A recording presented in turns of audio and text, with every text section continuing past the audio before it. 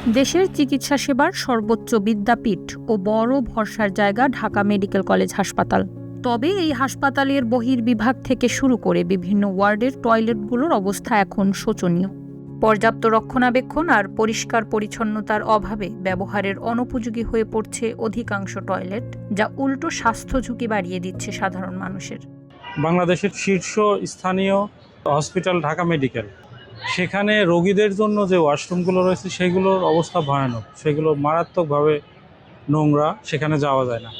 উপরন্তু কোনো রোগীর সাথে যদি তাকে সহযোগিতা করার জন্য যদি কেউ যায়, তার জন্য আলাদাভাবে কোনো ব্যবস্থা নেই টয়লেটের। সে রোগীকে দেখবে নাকি রোগীকে নিয়ে ডক্টরের কাছে যাবে, নাকি তাকে ভর্তি করাবে, না তার যদি ওয়াশরুমে যাওয়ার দরকার হয় সেখানে যাবে।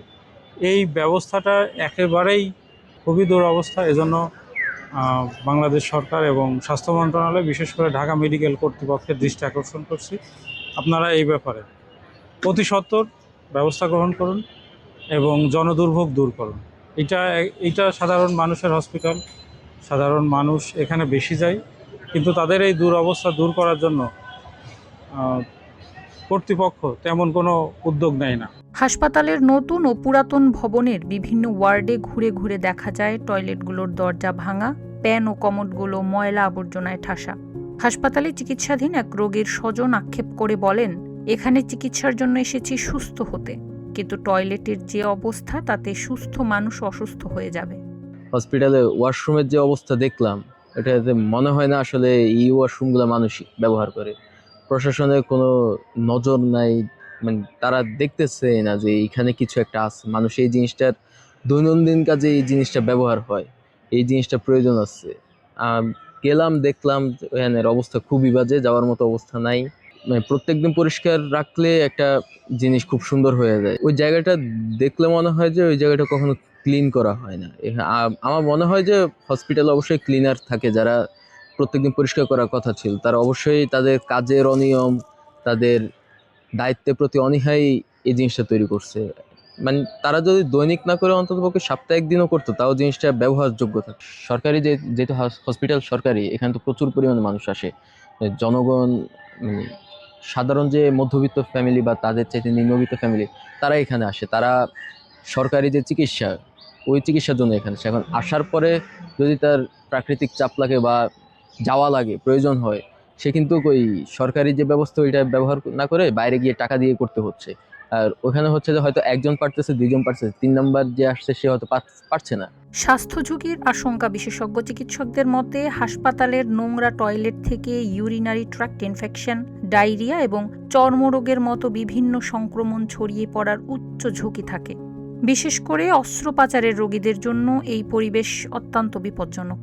মানুষ তো দূরের কথা, ওই টয়লেটগুলোতে অনেকগুলো আমি দেখে এসেছি সশরীরে। এখানে কুকুর বিড়ালও ঢোকে না, তারা অন্যদিকে যায়। তাকে প্রথমেই দালাল দ্বারা আক্রান্ত হতে হবে না। প্রতিটা হাসপাতালের গেটে অসংখ্য দালাল, এদের অত্যাচারে মানুষ অতিষ্ঠ এবং বিভ্রান্ত। এই দালাল ভেদ করে সে হাসপাতালের ভেতরে ঢুকেই সে দেখতে পারে ওয়েটিং এরিয়া থেকে শুরু করে প্রতিটা জায়গায় ময়লা আবর্জনা, মশা মাছি, মানে রোগের চাষ ক্ষেত্র মনে হচ্ছে না হাসপাতাল। হয়তো সরকারে থাকা একজন মানুষের মুখে আপনারা এই কথাগুলো শুনে অভ্যস্ত না।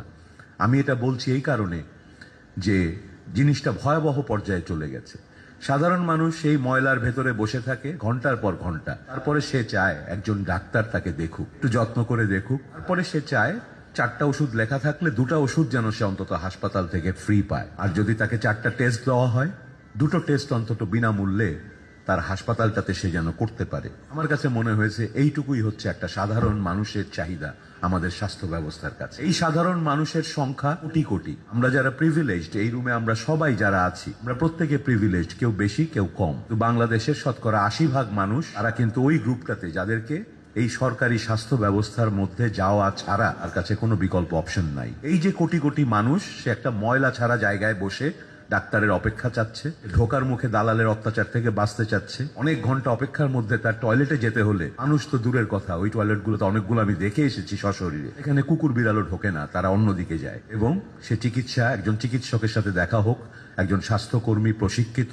তাকে সুন্দর করে দেখুক, 3 মিনিট বা 5 মিনিট, 2টো ওষুধ সে পাক, 2টো দরকারি পরীক্ষা যেন সেখানে হয়ে যায়, এইটুকুই তার চাওয়া। এবং আমরা এই 54 বছর এই স্বাধীন দেশে এইটুকু দিতে পারিনি 80% মানুষকে। এটা আমাদের সবাইকে অ্যাকনলেজ করতে হবে যে এই হচ্ছে স্বাস্থ্য ব্যবস্থার অবস্থা। এ সময় চিকিৎসকেরা বলছেন, প্রতিদিন ধারণ ক্ষমতার চেয়ে কয়েক গুণ বেশি মানুষ এই হাসপাতালের টয়লেট ব্যবহার করে। ফলে পরিষ্কার রাখার কিছুক্ষণ পরেই তা আবার নোংরা হয়ে যায়।